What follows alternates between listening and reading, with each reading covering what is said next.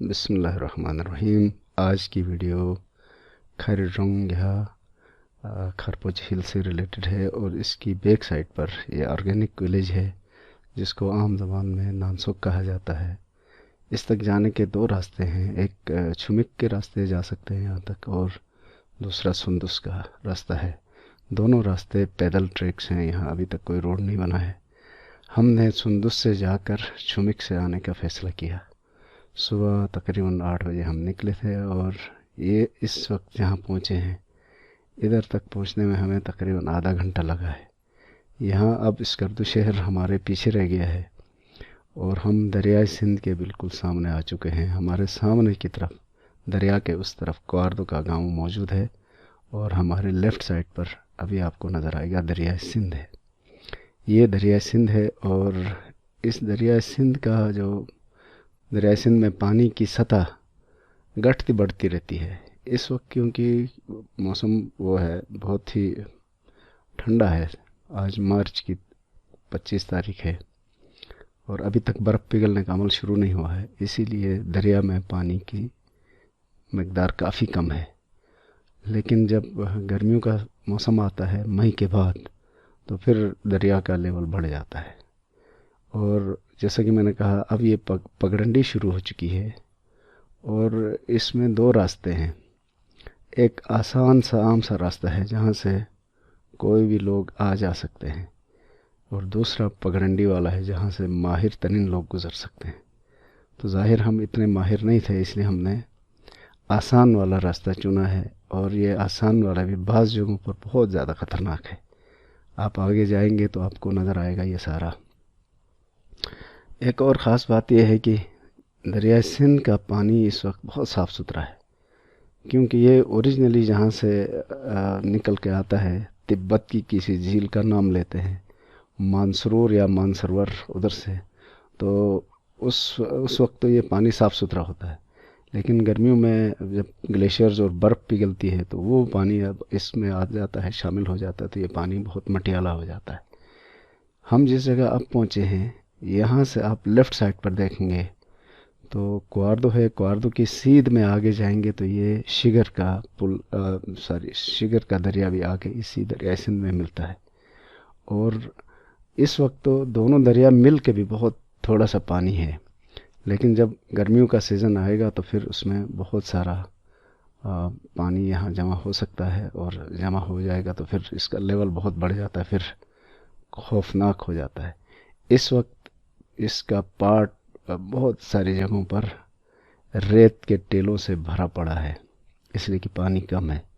گرمیوں میں یہ سارے ٹیلے ختم ہو جاتے ہیں، اور اس وقت ہم اس کو یہاں سے بآسانی گزر جاتے ہیں، لیکن جب پانی ہو تو یہاں سے گزرنا ممکن نہیں ہے۔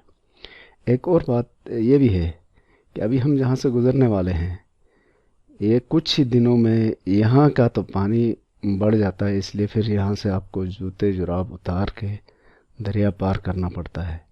اس وقت پانی تھوڑا سا کم ہے، اس لیے ہم یہ جو چھوٹا سا ٹکڑا ہے اس کو بغیر جوتے اتارے ہی پار کر سکتے ہیں۔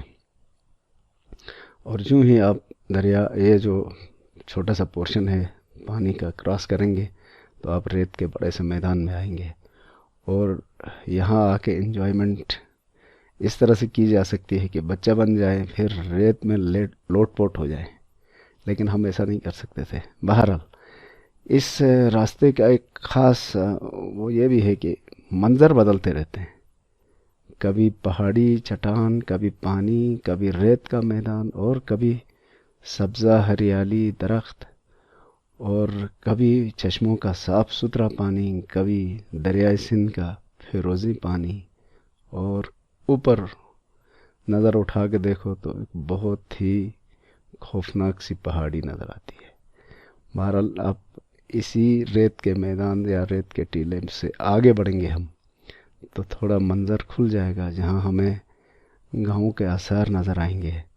گاؤں کا اصل نام تو نانسوک ہی ہے، لیکن اس کو 10-15 سال پہلے the first organic village declare کیا گیا تھا، اور برطانیہ کے پرنس چارلس نے اس کا افتتاح کیا تھا۔ اس وقت یہاں ایسا انتظام کیا گیا تھا کہ سب کچھ آرگینک ہو، اوریجنل استعمال ہو، کوئی کیمیکل کاشتکاری میں استعمال نہ ہو، کوئی پیسٹیسائڈ استعمال نہیں ہو، یعنی ماحول دوست بنانے کی کوشش کی گئی تھی۔ اور یہاں کی پروڈکٹس کو اسکردو سٹی میں سیل کرنے کے لیے ایک شاپ بھی کھولی گئی تھی۔ اس سب پر بہت سالوں تک باقاعدگی سے عمل ہوتا رہا، لیکن وقت گزرا، ساتھ لوگوں کے رویے بدلے، اور اب اس بورڈ تو لکھا ہوا ہے کہیں دا فرسٹ آرگینک ولیج کا، لیکن آرگینک ہونے کے آثار بہت کم دکھائی دیتے ہیں۔ وہ شاپ بھی نہیں رہی جہاں یہاں کی پروڈکٹس بکتی تھی۔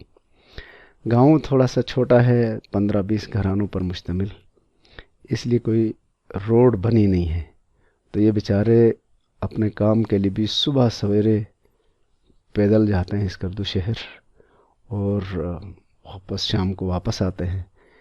ہم نے تو پورا اس کا چکر کاٹا ہے، اور اس میں تقریباً 3 گھنٹے لگے ہمیں، لیکن ایک سائٹ سے کم 1.25 گھنٹہ تو لگتا ہے، اور وہ بھی لوکلز کے لیے جو روز ادھر آتے جاتے ہیں ان کو 1.25 گھنٹہ لگتا ہے، ورنہ ایک عام آدمی جو کبھی کبھار جاتا ہے اس کو گھنٹے سے بھی زیادہ ٹائم لگ سکتا ہے۔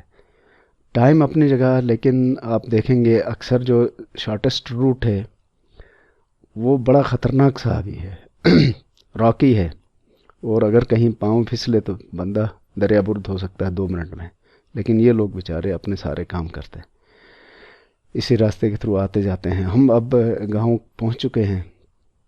یہ چمک سائڈ سے جاؤ تو گاؤں کا آخری پورشن ہے، اور یہاں گرمیوں میں سیاح آتے ہیں بہت زیادہ، ان کے بیٹھنے کے لیے یہاں کچھ بینچز بھی لگے ہوئے ہیں اور ٹوائلٹس بھی بنائے گئے ہیں، لیکن سیاحوں سے ایک گزارش ہے کہ جب آپ آئیں تو جو پاتھ بنا ہوا ہے اسی تک اپنے آپ کو محدود رکھیں، اسی پاتھ سے آئیں جائیں۔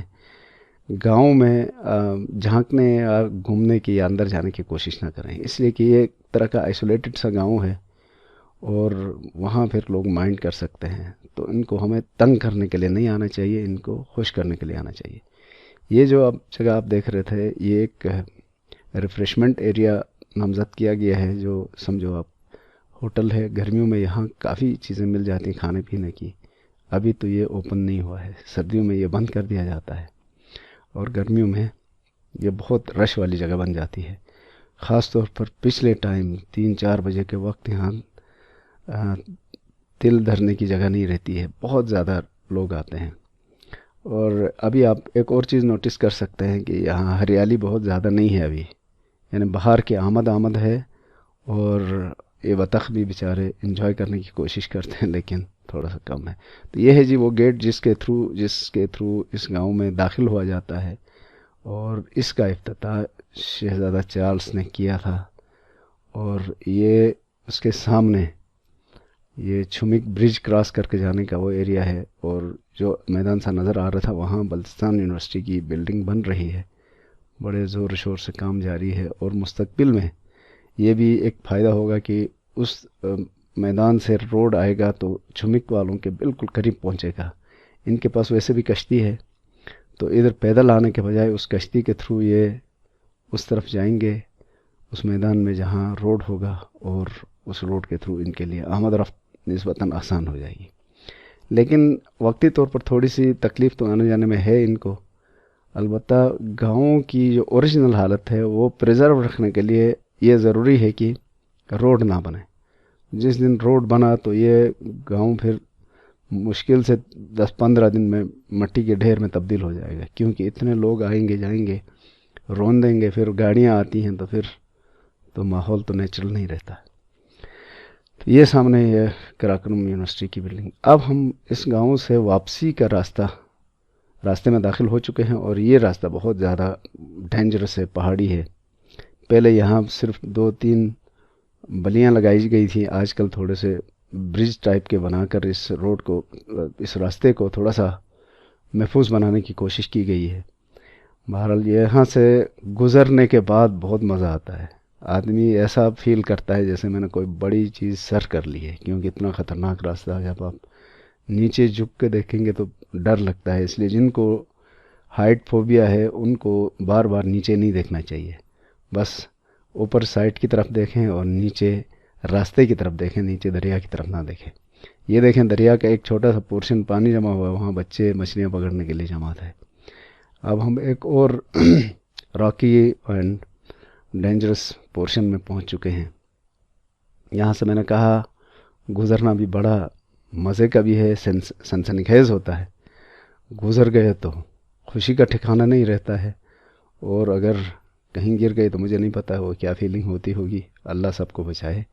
بہرحال ایک سٹک آپ کے ہاتھ میں ہو تو بہت بہتر ہے، اور یہ تیسری ٹانگ اور تیسرے ہاتھ کے طور پر کام کرتی ہے، اس لیے میں تو جب بھی ہائکنگ پہ جاتا ہوں تو اپنے لیے سٹک ساتھ رکھتا ہوں۔ اچھا، اب ہم چھمک کے بہت قریب پہنچ چکے ہیں۔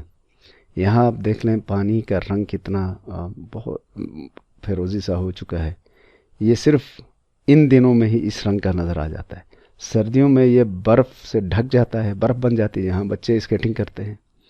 گرمیوں میں بہت گدلا، اور گدلے کے ساتھ ساتھ آج کل بہت زیادہ پولوٹیڈ بھی ہو جاتا ہے، کیونکہ جو بہت سارے حضرات یہاں سے گزرتے ہوئے خالی بوتلیں پھینکتے ہیں، جوس کے ڈبے پھینکتے ہیں، شاپرز، ریپرز اور ایسی چیزیں نیچے پھینکتے چلے جاتے ہیں، جس کی وجہ سے بہت گندا ہو جاتا ہے یہ ایریا۔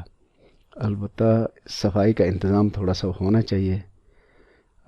اب ہم ہر چیز حکومت کے اوپر پہ تو نہیں ڈال سکتے ہیں، ہمارے رویوں میں تھوڑا سا ایسا فرق آ جائے کہ ہم نے ہی گزرنا ہے، ہم نے دیکھنا ہے، تو گندگی دیکھنے تو نہیں آئیں گے نا ہم، تو جو دوسرے لوگ بھی آئیں گے تو ان کو بھی صاف ستھرا منظر پیش کرنے کے لیے ضروری ہے کہ صفائی کا خیال رکھا جائے۔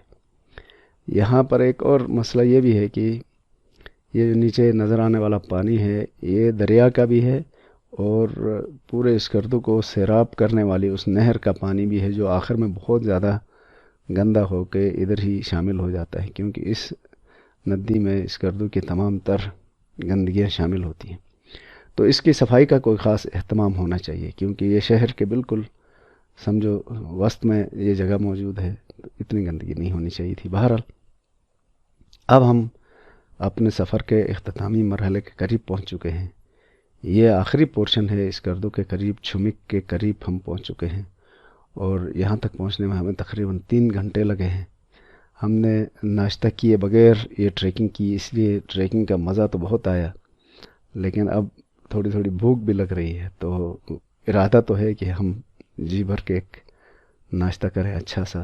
بہرحال یہ جس جگہ اب پہنچے ہیں یہ مندک کھر کہلاتا ہے، کسی راجا نے اپنی شہزادی کے لیے بنایا ہے، اور اس کے بارے میں بڑی کہانیاں ہیں، پھر کسی ویڈیو میں آپ کو اس کی کہانی کے بارے میں بتاؤں گا۔ ابھی یہ چھمک کا ایریا ہے جہاں بہار کی آمد ہے، پھول کھلے ہیں اور ہریالی بھی ہے، اور ایسے میں یہاں سے گزرنے کا مزہ ہی اور ہے۔